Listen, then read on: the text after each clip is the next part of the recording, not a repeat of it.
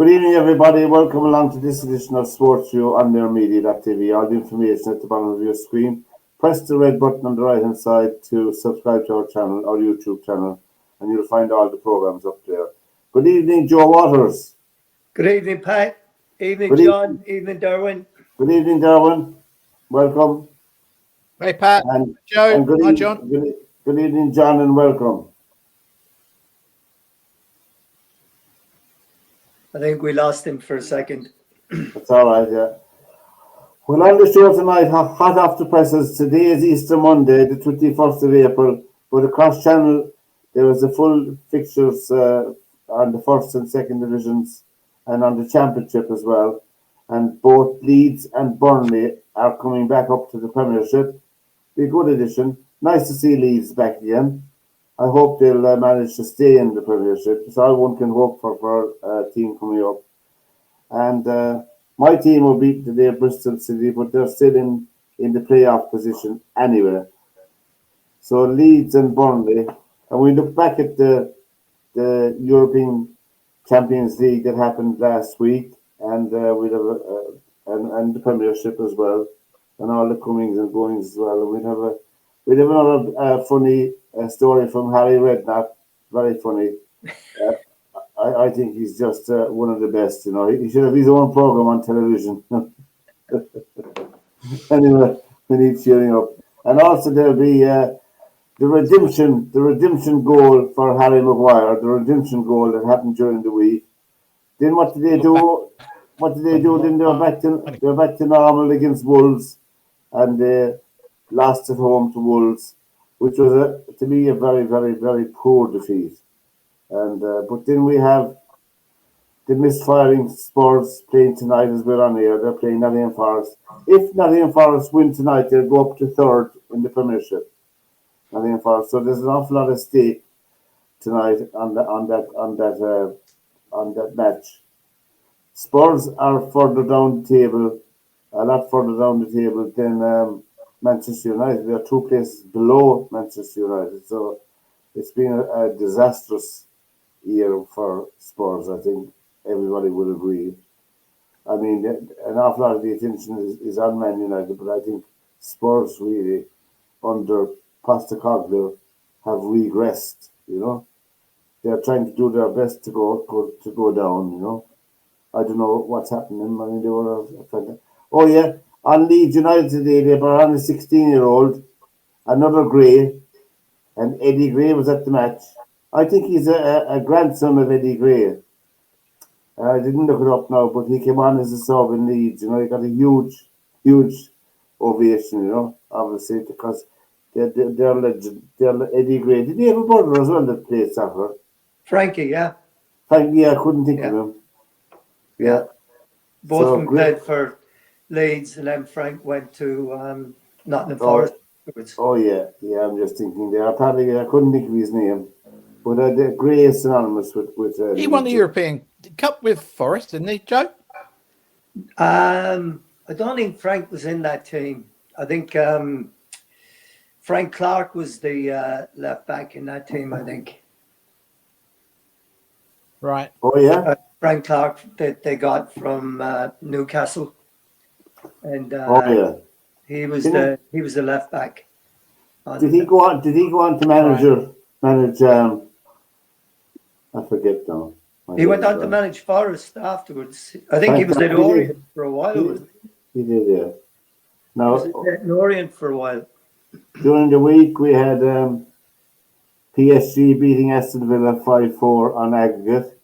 It was a very exciting match, and Aston Villa almost made it back, but alas, they fell short.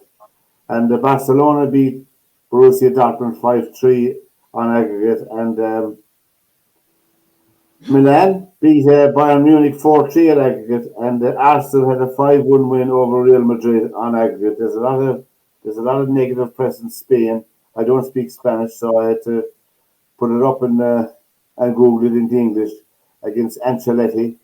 You know how quickly it's a fickle business managing a club, no matter how successful they are.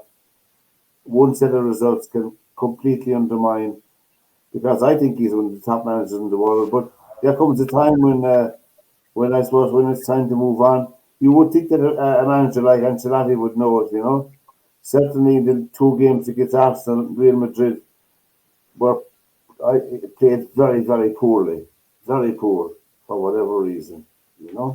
I mean, the thing with that though, I mean, that's not down to the manager. I mean, to be honest, No, I watched both those games, and none of Real Madrid's stars showed up in any of those games. yeah, And Real Madrid were pretty poor, and to be honest, they've been pretty average all year. And you keep thinking that they're going to there's step a up, performance, yeah, but they don't do it, you know. And I mean, to be honest, I thought that Ancelotti is going to be out for a while, and that would not be unusual. I mean, he was there before, and he was let go, and they brought him back, and he'll leave this time, and then when they get into trouble again, he'll come back again and manage it. And you only have to remember that John Toshak was the manager or the head coach of Real Madrid 3 times.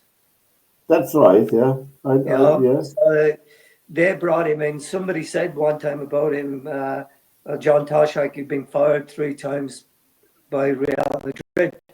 And he said, well, I prefer to look at it from the other perspective that I got hired 3 times by Real Madrid. yeah. You know, you know, and European English clubs seem to be the only clubs that never reappoint coaches. I remember a story from Sir Bobby Robson that I think it was PSV he was at. Yeah, His team had done great. They were in the Dutch Cup final. I think they hadn't won the league, and the chairman kept him, and he said, Bobby, he said, we're going to make a change at the end of the year. And Bobby Robson said to him, well, he said, why? He said, we've won the cup and we finished second in the league. He said, in England, they'd be celebrating that. And the chairman said to him, he said, yeah, he said, but in Holland, he said, our philosophy is that you have to change a coach every couple of years. So he said, you know, he said, we get somebody new in a couple of years, we'll come back to you again. You know, so that's the philosophy it seems to be over there. Where in England, once you've been let go by a club, you're not going back there. The two longest managers in recent times has been Arsene Wenger and Ferguson in the Premiership. I mean, you don't get managers like that anymore. That spell, that lead to time, you know. And no, you don't. Oh, like, you know, I mean, to be honest now, Pep has been there for a while and Arteta has been there for a while. Klopp was at Liverpool for many years, 7 years or something like that. He was long enough, yeah. And your man has signed 2 more years in a slot, and with Liverpool, he signed on for 2 more years. Yeah. And yeah, but you're right. I mean, I was looking at some stuff the other day, and it was actually Crystal Palace in the 60s where Barthed was the manager there, and they had gotten relegated, and he got them promoted again. So back in those days, they didn't fire managers for getting relegated. You know, they gave them the chance to rebuild and redo the team again. So I don't know when they went to the culture of it's the manager's fault and we need to get rid of him. But you know, that's the way it is now. Hey, John is back with us now again. We're just discussing managers, John, being fired and hired. We're just celebrating the return of Leeds and Burnley to the Premiership. They got promoted today to the Premiership. And John, you actually left at a real good time. Did I know? He was having a real go at Spurs. I say, well, they deserve every bit of it. Well, no, you can never for certain. I did after we were on last week. I watched them in Europe in the week. Yeah. So instead of watching the United game, I watched that. I left the United game at United winning 2-0. So I thought, I'll watch Spurs and see how they do. And that was a good game, and they managed to win it. And then I got back to the United game, and it was 2-2, and I went, holy jizz. So I got there for the good part of it. Yeah, and this is especially for. I'm just really glad that was two players that I've slagged off all year. Casemiro and Maguire with the header. But then again, Maguire now is going to be the next George Best, apparently. Well, Casemiro had a hand in 3 of the goals when they came back. Yeah. He was involved in the penalty one. I think he played the ball for the Kobe Mano one that equalised, and then the chip for Harry Maguire on the back post. That was a beautiful ball. You know, listening to it on the radio, it was brilliant on the radio. Oh, I bet. The BBC commentator, Jonathan Green. Oh, yeah. Went absolutely mental. He sounded like he was Brazilian when Maguire knocked it in. He honestly, the next day on 5 Live going into work the next day, they had him on the news about it, as in, you know, talking to him about it, interviewing him. And he said, they had Harry Maguire on, had they? No, they had Jonathan Green on, and he was saying, I totally lost it last night, didn't I? He goes, I hate that when I listen to commentators screaming that Harry Maguire's done it. Yeah. I know. But you had to be emotional because of the season they're having, and all the ups and all the downs instead of ups. But that was a sensational game. I saw the end of it, and when they went 4-3 down, I said, I mean, can they come back again? And then we were counting down the time to extra time and a penalty shootout, and up pops Harry Maguire. But I mean, he's been much maligned. I mean, he's been unfairly treated in a lot of the ways, you know. He's been nominated as the next Pope in Manchester. Yeah, well, there's a vacancy now. But how could a player like that, how could a team like that, with all the emotion of Old Trafford, go on then and lose 1-0 to Wolves at home? I know they looked. It was funny because on 5 Live they said there's going to be a kickback from the European night. They'll probably lose to Wolves, and yeah, they go out and lose to Wolves. That's right, and they'll be looking forward to the end of the season anyway. In the Premiership over the weekend, there was wins for Brentford, Man City, Villa, Chelsea, Arsenal, Wolves, and Liverpool. And of course, we saw the background there of the Man United one. So the Premiership is looking Liverpool 79, Arsenal 66, Newcastle 59, Man City 58, Chelsea 57, Forest 57, and Villa 57. So if Forest win tonight, they're playing, as we're on here, they'll go up to 60 points, which means they'll be in 3rd place. And all the others move down a place then. You're all something on Fairview Rangers, Joe, just to touch on that. Beat Pike Rovers 5-1 in Consegala in the league over the weekend. Just to be local. Fairview Rangers are top of the league. It looks like they'll win it. 46 points. Pike Rovers are their nearest challengers on 37. So they're 9-9 off. Regional are in 3rd and Mungret 4th, Jamesborough 5th, and in the Limerick Junior Soccer League. For all of you who know what we're talking about real soccer played by real men. Anyway, in the championship, then Leeds and Burnley are promoted with 94 points each, and in the playoffs at the moment are Sheffield United with 86, Sunderland with 76, Bristol City with 67, Coventry with 66. Coventry were beaten today, and Middlesbrough were beaten, and they sacked Tony Mowbray straight after the match. Middlesbrough have 63 points. So they all have 2 games left. And it's looking like Sheffield United, Sunderland, Bristol City and Coventry for the 4 playoff positions for the one extra promotional place. So there they are now. Pat, who did you say got fired? Tony Mowbray, Middlesbrough. No, that's Michael Carrick, isn't it? Middlesbrough. No, Tony Mowbray. Who's Tony Mowbray? West Brom, sorry. West Brom, they lost. Did they lose today? Yeah, I beg your pardon. Just West Brom. Yeah. They were, and Grimsby Town got a draw, a very good draw against the leaders in Division 2, Port Vale, today away to Port Vale, and they are in the playoff positions as well in League 2. And Wrexham won today in League 1 as well. So they are still battling for promotion with Birmingham City in League 1 to go up to the Championship. So there you go. That's all the soccer local. And we had golf over the weekend as well, lads.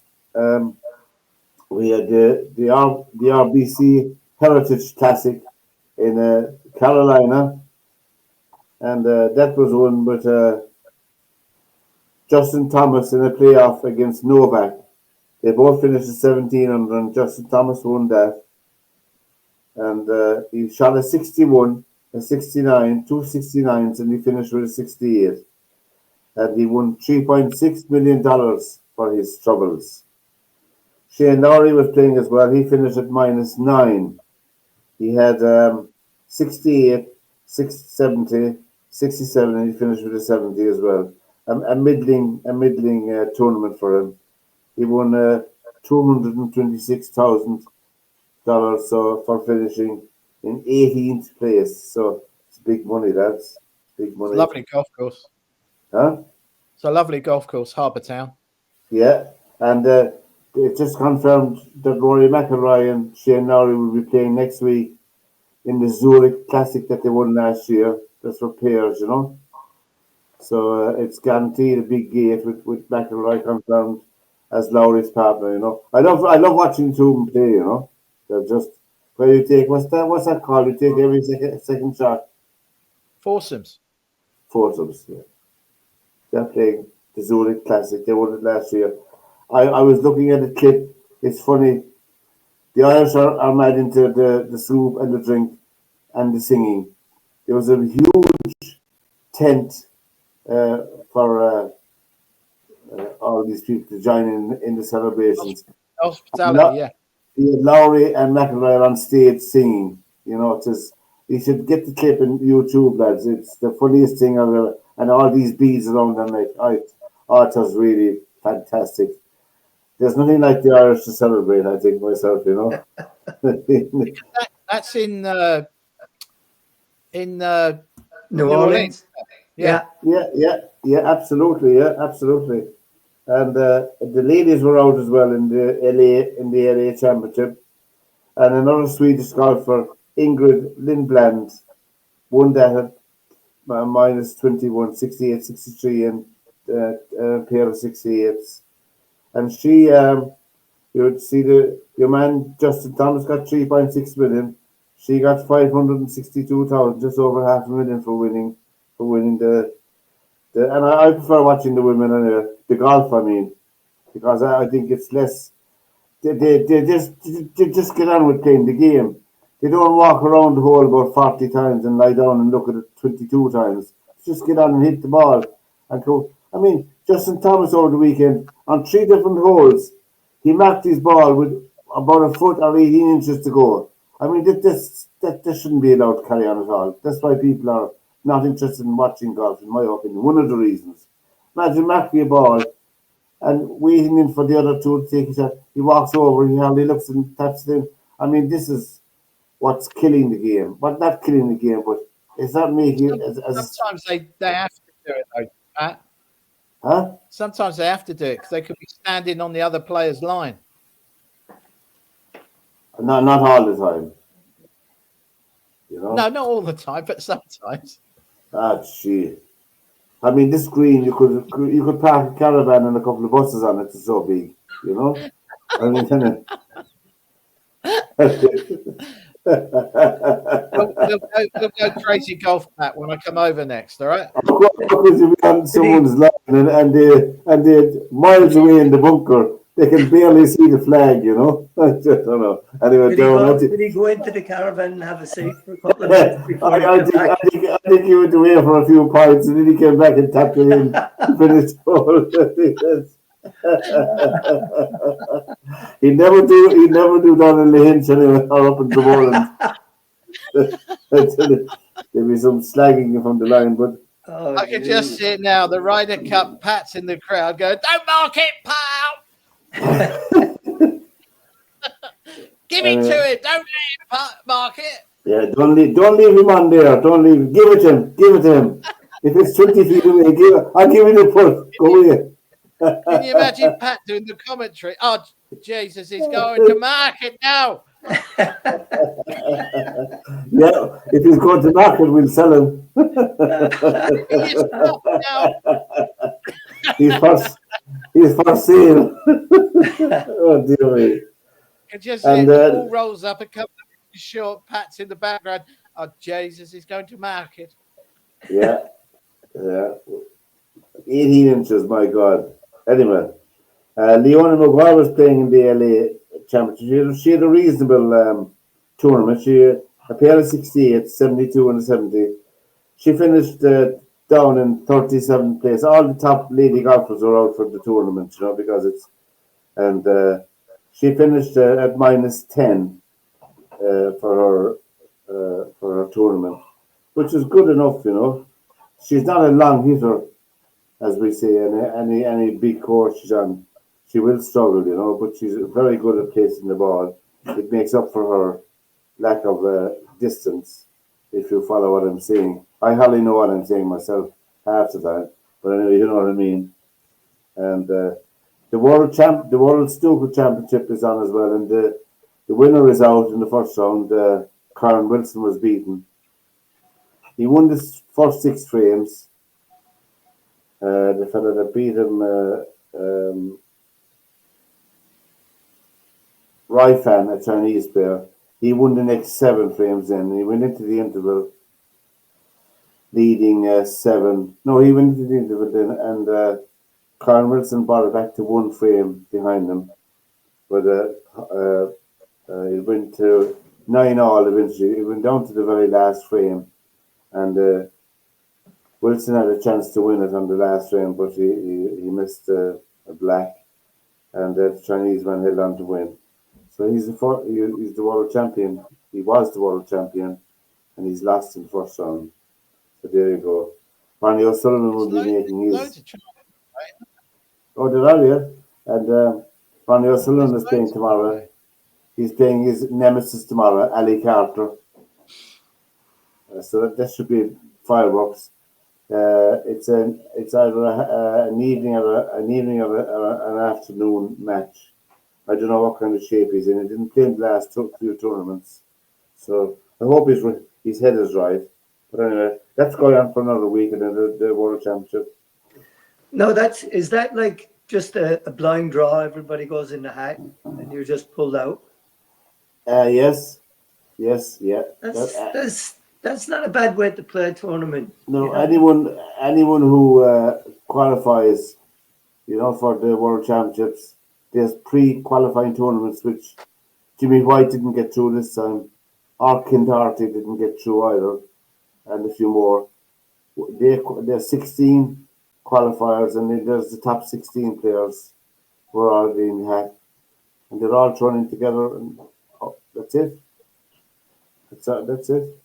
I'm telling you, that's it's not a bad way to. No, can you imagine Real Madrid coming out with Barcelona in the first round of the European Cup?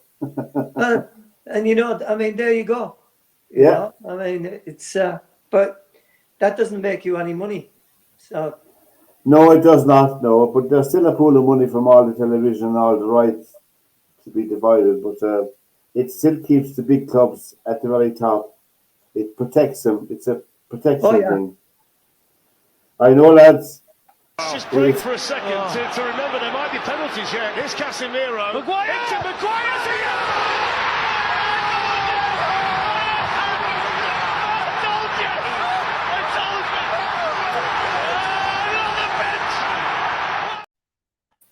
But Formula One, I was watching the Saudi Arabian Grand Prix, and if you curse now, you could get a 5-second penalty.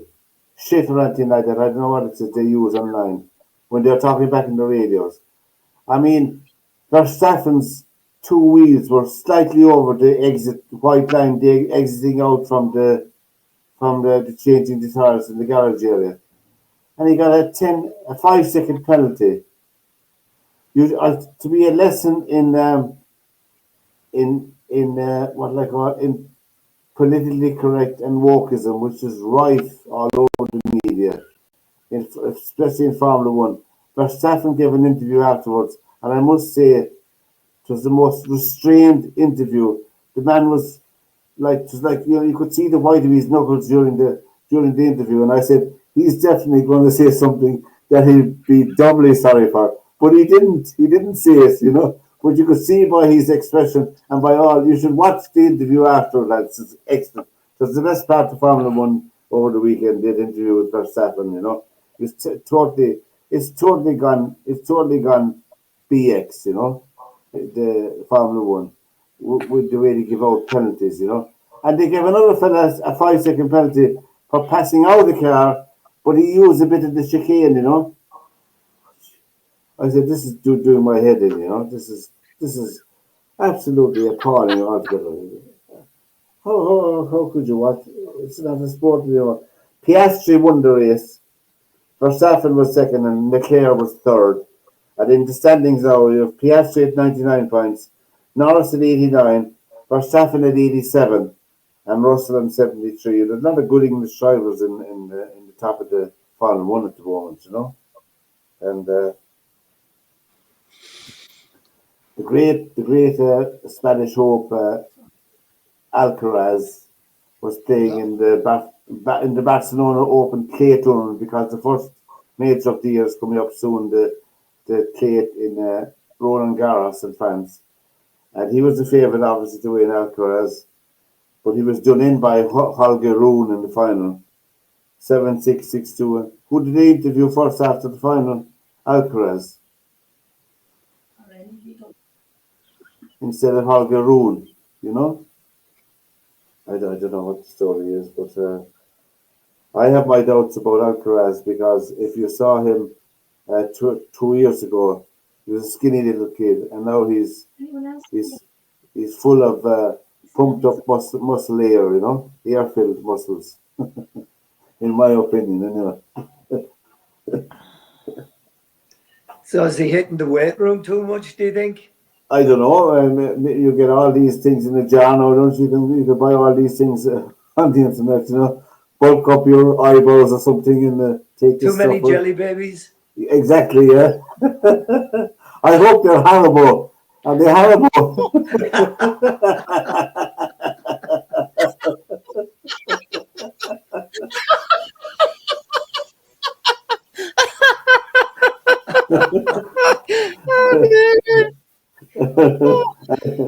I think Mary Maguire had a few jelly babies the other night.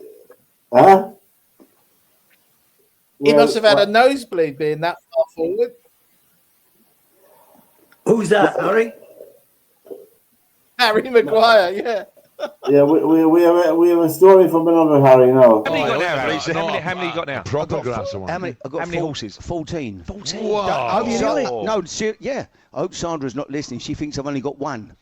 When it ran the other day, she went, "That's not the name of your horse." I said, "No, we changed the name."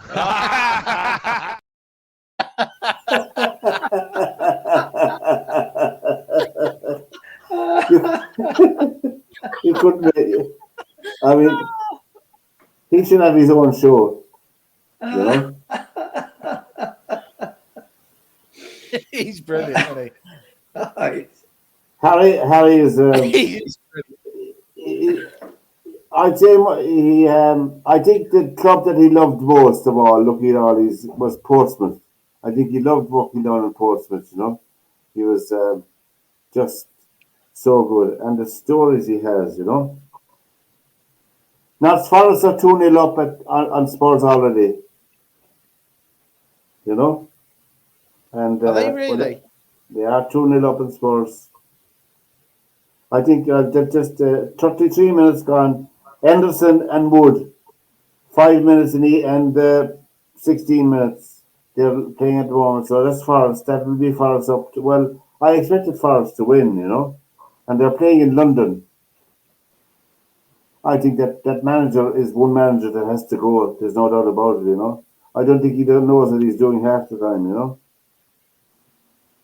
The manager with Spurs. I mean, he must be on. He's got the semi-final though, hasn't he, of the Europa? Yeah. How did they? There must be no one playing the Europa League. Say he got to the semi-final. Pat, your faces you're pulling are just brilliant. Huh? The faces you're pulling. There's me and Joe being serious, going, he's in the semi-finals of the Europa Cup, and you're like a grumpy old man sat there. Yeah. Well, I'm starting to think we're turning into like three Muppet characters. Well, there's Tuesday tomorrow night, the 22nd. Tell me, please, Matt, don't keep me hanging. I'm just wondering, when are those matches on in the European? Is it next month? It's 2 weeks' time, is it? Yeah, it's the 1st of May, isn't it? Something like that. Yeah, I think it's first and second. Or the first week in May, something like that. Yeah. Thursday the 1st of May. You know what? Yeah, Thursday the 1st of May. Athletic Club versus Man United and Tottenham versus Bodo Ghent. Yeah. Ghent. And they're on Thursday the 1st at 8 o'clock. So it could be Man United and Spurs if they both win. It could be. Just think if you're Spurs. It is Man United supposed to be 0-0 after extra time as well, to be penalties. If they can't score, then neither two teams can score. But United now have a secret weapon. Ari, is it? Yeah. Put him up front, 5 minutes to go. Yeah. The long balls in. Bob's your uncle. Well, he has. Forget Fernandez. Pass it to Casemiro. Casemiro will find Maguire. Yeah. Happy days. The two oldest players on the pitch, Ericsson gave it to Casemiro and Casemiro gave it to Maguire, And there you go. Hoyland's going back centre back. Who? Hoyland. Oh, there. Yeah. Internet. I don't know how people can have a job that pays them £2 or £3 million a year, like Postecoglou in Spurs, and turn out a year like that, turn out game after game after game. I mean, there's no doubt that they miss Harry Kane. He's a big loss to Spurs. What was it he says? Huh? He always wins a trophy in his second season, though, doesn't he? Yeah. Harry Kane. Who? He always wins in his second season. Why? What did he win? Well, he's in the semi-final of this one still, so he's in with the. Oh, he is. I'll give you that. Yeah, he is. Yeah. Yeah. So. But what did he win? I think he's won in Australia and Greece and. Greece. Australia. I think it was Greece, wasn't it? Australia, he's won something. When he was managed, is the claim to fame, as in every club he's been at in the second season, they've won something. Whether that was in Australia or Greece or wherever. Or Scotland. Yeah, wherever he went. Yeah. Yeah, I suppose. Yeah, we shouldn't be too hard on, but I don't know really. I don't know. Yeah. John is mustn't have been able to come back in, John Loftus, because in locally in Ireland over the weekend we had the beginning of our senior hurling championship began with 2 draws. Cork and Clare and Limerick and Tipperary. They both drew. That's their first match. They play each other in a round robin. Just to confuse people totally, the round robin in Munster, there's 5 teams. There's Cork and Clare, Tipperary, Limerick and Waterford. They play each other once. And the top 2 teams go into the Munster final. The winner of the Munster final goes into the semi-final of the All-Ireland, and the runners-up go into a quarter-final. And to confuse it further, the third place team goes into a preliminary quarter-final. Now, if you understand all that, you're a genius. The same happens in Leinster as well. They all play each other once, and hence this the thing. Now you cannot play. It's even more complicated than that because Galway play in Leinster, and Galway are in the west of Ireland. And Antrim play in Leinster. And Antrim plays in Leinster. Antrim from Ulster. And Antrim, I was looking at that the other day. Antrim is in Leinster as well. Playing, right? It is because there are no hurling counties at that level in Ulster except Antrim. So they put them into Leinster to raise, and it has raised the standard. They reached an All-Ireland final in 1989, as far back as then. They had an absolute fantastic team in 1980s, 89. They reached the All-Ireland final, and I think every man, woman and child from Antrim must have been in Croke Park that day. I can't blame them because they don't get there very often, but nevertheless, they put up the score that Antrim scored in the final, not taking anything away from them. They scored 3 goals and 6 points. The leading scorer of Tipperary, who beat them, scored the exact same score, 3 goals and 6 points, as for Tipperary, and they won the All Ireland. But we always like them that's not counted as an All Ireland because you only played a team like Antrim in the final, It's like people like that. No, that's Cork slagging Tipperary off. It is, yeah. 1-1 for. John, you're back in time. We were just talking about the hurling. It started, trying to explain to Derwynne. The hurling started the weekend, and there were two draws in Munster, which was a surprise. Oh, very well.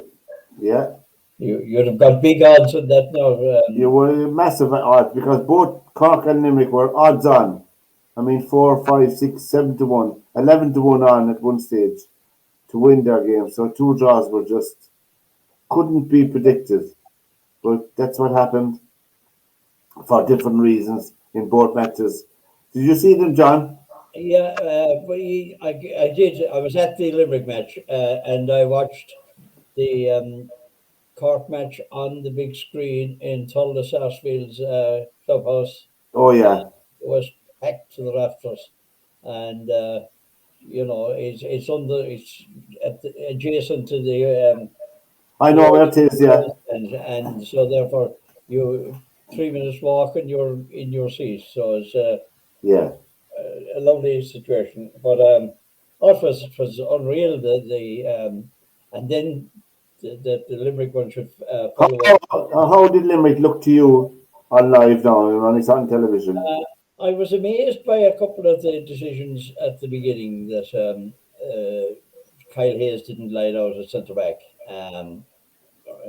because I really believe Cian Lynch's best position ball. Cian Lynch is the most important player on the Limerick team, and he is best at centre forward. I agree with you there. Great distributor of the ball. Yeah, great hit. Great head, and he's so totally unpredictable. He seems to have sort of a second ahead of everybody else. He has seen what's on. I don't think centre field suits him. No. It takes him too far away from the opposition goals. But Kyle Hayes is playing. Kyle Hayes playing centre back. Yeah. I would have had Kyle Hayes at the back. And the other thing as well, Pat, once you take Will O'Donoghue out of centre field, Will O'Donoghue's a great player. He could play anywhere. Kyle Hayes is the same thing. But especially Will O'Donoghue, because he controls the middle of the field. This guy is very strong, fit player, and he's good. He is, yeah. And he's big, strong, and very able. Anyway, look, it's possibly a good sign. We'll be down to visit you next. You'll be well. We have to play Waterford in 2 weeks' time. Waterford will be playing Clare next week. Cork and Tip. Cork and Tip is correct. Yeah. And then the following week we play Waterford in Waterford. So I Waterford, was extremely disappointed with Cork because the management of the Cork team don't seem to have learned anything from last year. They panicked on the line, total panic. They played two injured backs and Saturday, the most important game of the year. They had to go off, and they lost a 12-point lead. I mean, that has happened. That has happened before. It happened last year as well. They were beaten last year, but they were lucky to get out with a draw this time. You know. yeah. And it was just so frustrating to watch him. I mean, he's 3 or 4 years with that team, you know, Yeah. and he should know his players by now, you know. Kylie would. There's a fundamental problem in their fullback line. It has been there for ages. And they've been there for ages, is right. You see, if you look at not even the Limerick team to beat Cork in 21, but in 22, when we went down to Park Beef and beat them by 10 or 11 points. But of your starting, we'll call them back seven, with the goalkeeper and the two lines, 6 of those started last Sunday. You know, Mark Coleman and Mark Coleman hasn't played any hurling this year, and to play him in the match. He played back in 22. Yeah, but he hasn't played any hurling this year worth talking about. No, I was amazed when I saw him being picked. I wasn't surprised because I think Ryan is an idiot. I think myself. I don't think he's up to the job myself. You know. Yeah, well, we won't pass any judgment on him yet because there's an awful long ways to go. Well, they have a corner back there. He's way too slow, Sean O'Donoghue. Way too slow. Way too slow. You know, he got burned yesterday. You know. Yeah, and and especially, and they should have seen that coming in many ways because I mean, Clare played your man Duggan full forward, and in the first half they got no balls into him at all. They hit so many balls from distance. They should have brought in Cahalan full back, big strong man. Yeah, and would give him a few belts as well. You know. Yeah. Legal belts we're talking about. Yeah. To let him know he's there. So, John, what do you think happened with Limerick and Tip? Do you think that Tip just had Tip raised that game, embarrassed by last week? Yeah, that's a fact, Joe. But also, if you see, this isn't unusual for Limerick. What was unusual was last year, where we came back from 9 points down against Clare and beat them by, I think, 5 off the top of my head. Beat Waterford by 10 and beat Tipperary by 15 or 16 points. And we lost to Cork below Cork. So, there's a few Limerick players not going well, though. Yeah, but if you go back to the previous year, we beat Waterford rather lucky. That was the day that Gerard Hegarty was sent off. Yeah. He had a dispute with one of the selectors in the Waterford team with him. So we won that game by either 2 or 3 points. We then played Clare in Limerick and lost by 3 points. We drew Tipperary down in Thurles. They got a last minute free to equalise. And then we beat Cork in the Gaelic grounds by a point. So then we went forward and we gave Galway a start for the first half and came back and hammered them in the second half, and we did the same to Kilkenny in the final. So for Limerick to start this way, in many ways, is in my head better than last year. In that we created a false sense of ease in relation to the way we handled some of the early games. Yeah, Gerard Hegarty was poor yesterday, and so was Tom Morrissey's gone. Is gone. Yeah, they'll both improve. The lad, I was disappointed, and I was disappointed not in him, but I was disappointed for him. Young, Christ, isn't that awful? All lad from Derwynne, English. Adam English, yeah, he didn't show at all. But he hit 3 or 4 wides in the second half, which he'd normally score with his eyes closed. He's a tremendous little player, absolutely fantastic player.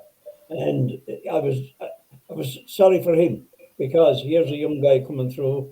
I mean, I was glad for the Cork lad that won them, or the tip lad who won them man of the match, because he had played against Limerick as under 20 and didn't really show that well. Had been anonymous against Cork, was taken off actually in the league final, and put all that behind him, and he scored threes from everywhere yesterday. McCarthy. Yeah. Yeah, he was playing Wednesday night in the under 20s as well for Tipperary. Wasn't played well in that as well. Yeah, and the full back they have is very good. Yes, oh, yeah, absolutely. Some of his long range threes were out as well. 90 to 100 yards straight over the bar. And in a day when the wind was more or less across the field, so it makes it that much more difficult to allow for that when you're striking the ball from distance, especially. Now, John, you might know the Spurs are playing tonight. They're 2-0 down already against Nottingham Forest. You have to no, read these ourselves in United. Ourselves and United are going to meet in this whatever they call it. In the playoff for relegation. Yeah. So, John, what was the atmosphere in Torres like on Oh, Sunday? geez, it's brilliant. Well, Limerick outnumbered Tip, I would say 2-1, Joe. Yeah. But a huge Limerick following, I have to say now, passing your situation, watching the game in the hall in the attached to the Tullis. Oh yeah, Tullis houses, yeah. The majority were shouting for Clare, I have to say. No, I wouldn't blame them at all. So we have to give them 20 years to catch up, but they can do it. Yeah. But I wouldn't be writing Cork off in any way, shape, or form. Well, no, You were saying though about the young fella, English. Yeah. He's a fine player, but oh Jesus, Joe, he's been brilliant. How many crowds like that has he played in front of? That's a fair point. That is a fair. Yeah. You know, I mean, he came on last year, if you remember, against Tipperary in the Gaelic Cup. Okay, Limerick were well ahead at the time. That was when Peter Casey's leg was badly broken, or his ankle. He came on as a sub. Correct. And for about 10 minutes after that, Limerick didn't hold at all. Tip scored a few points, but he had taken the buzz out of Limerick watching your man being carried off, I reckon. And all of a sudden, Adam just took over, and he scored 4 points in the last 10 minutes. He did, yeah. He did. He steadied the ship. This guy is something really special, and he has got incredible pace, and both are able to hit the ball from any distance on both sides. So he's really. So I was sorry for him yesterday that things didn't go his way. There was a full house in Cusick Park. There were about 22,000, but if it was a bigger, there could have been 42,000 there if they had a bigger pitch. But yeah. Did they give a crowd for Tullis, by the way? They didn't know. I didn't hear the attendance. About 33 or 4,000 that region. Yeah, it wasn't the full house anyway. No, it wasn't a full house. No. It was a fine crowd. Well, Cork brings the biggest crowd wherever they go. Windows or draw. I mean, on the opposite side of that, Pat, the crowd at the Kilkenny-Galway match was an absolute disgrace. Abysmal. Abysmal, that's right. Yeah, I mean, here are the two on paper, the two strongest teams in the Leinster division. Well, there'll be a big discussion about that as well. Well, the Limerick Tipperary match was on GAA Go. You had to pay to see it, or go to it, or go to see it live. You know. Yeah. But, and all these things, even if you go and see them live, Pat, going back home and watching them again is one of the things I love doing, because no matter I used to love the Sunday game, but I can't stand it at all now. I can't stand it. But Jackie Hurley is shocking. She doesn't know the game. She doesn't do her research. It's not because she's a woman. You can't say it because she's a woman. I'd say it because she's terrible. She had who was on with her? What's his name? That just managed Tip. Huh? Liam Sheedy and the man from Antrim. Brilliant hurling brains. Yeah. But she was looking at them. I mean, I'm about to say no more, I get into trouble, but just shocking. And then you had on the live broadcast and the Cork Clare match, you had that clown from Quilty, Marty Morrissey, talking about how many cows your man's mother has and father has on the broadcast, and how many visitors they had to their home for tea last week. I'm not interested in that when I'm listening to hurling commentary, you know. I mean, that's carbogly, like, you know what I mean? So, Pat, tonight you've slaughtered motor racing, golf, now hurling. Is there anything left? The boat race. What happened to the boat race? He must have had a few bets over the weekend that didn't come in for him. The Irish Ganaston was on today, you know. Oh, here we go. Yeah, the Irish Ganaston was on today. 30 horses. There's I mean, John's done nothing to him, and he comes in and he's slagging John off straight away, making him miserable by telling him how sports are doing and the whole thing. Yeah, it's like misery loves company, you know that? Yeah, absolutely. We'll have a guest next week. John Joe's organised a guest for us on the show. Well, I won't be here now next week because I'm in Malaga. You're going off to Malaga and leaving us behind? Have you an iPhone? I tell you, I deliberately picked it not to miss a Limerick game. I'm going in fact to Nerha, which is up the road from, and a friend of mine owns a bar there. So my neighbour was in Malaga recently for a week. He said it was his first time there, and he said it's a fantastic city. He loved every minute of it. You know, it doesn't have the same amount of tourists as other parts of Spain. You know. Yeah, that's true. And I'm going up to a place called Nerha, which is about 25 miles up the coast, again, a smaller resort, and as a result, I want to go peace and quiet and take a rest. And and there you go. Well, I hope you have a good time and the weather is good for you. Well, Joe, one way or the other, I'll take a good run at it. But I'll possibly be shot in my own house because I deliberately picked the game that have a week where Limerick weren't playing. But what they are doing is playing an under-20 match against Clare, which will be the final game of the round robin in the under-20, of which my son is the captain, or is the manager. So where is that on, Limerick or Clare?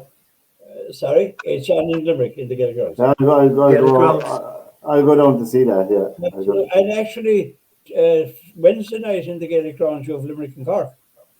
Yeah. At under-20. So I know. Well worth having a look at. Again, the games so far. John, just Spurs are in the semi-final of the Europa League anyway. Yeah, Spurs. And if we don't beat some crowd from Norway, decided. Well, I'll tell you now, the team you're playing, if you remember, they are the team that put Shamrock Rovers out of it. Oh, are they? All right. Yeah. They are. I remember. I saw that. I actually watched that Rovers match. So Shamrock Rovers did very well. You know? That was another match right there, the Rovers and Bodo match. Yeah. Bodo go down to 10 men. Yeah. Rovers never attacked them. No, they were afraid. Yeah, I don't know what they were afraid of. Joe, I reckon in that whole competition is set up for Spurs and United in the final, and God only knows what'll happen. Well, it is. I was saying, John, if Spurs and United, game anyway. If Spurs and United meet in the final, you want to put your kettle on because it'll be a long night. There'll be no goals. There'll be extra time and penalties. Not at all. They could end up 7-6 or something like that. No. Well, it could, yeah. Defenses will be on top. Oh, Jesus, both of them are capable of anything in the minute. That was totally Spurs preserved. They had that. Anything could happen. But now United have joined them. So here we are. John, enjoy Malaga. Enjoy Malaga. And, I'd give a good shot at that. huh? I said I'd give a good shot at it. Do and leave some drink in the bar anyway. You know. Now, why would he do that? That'd be a shame. I know the man. Anyway, that's it.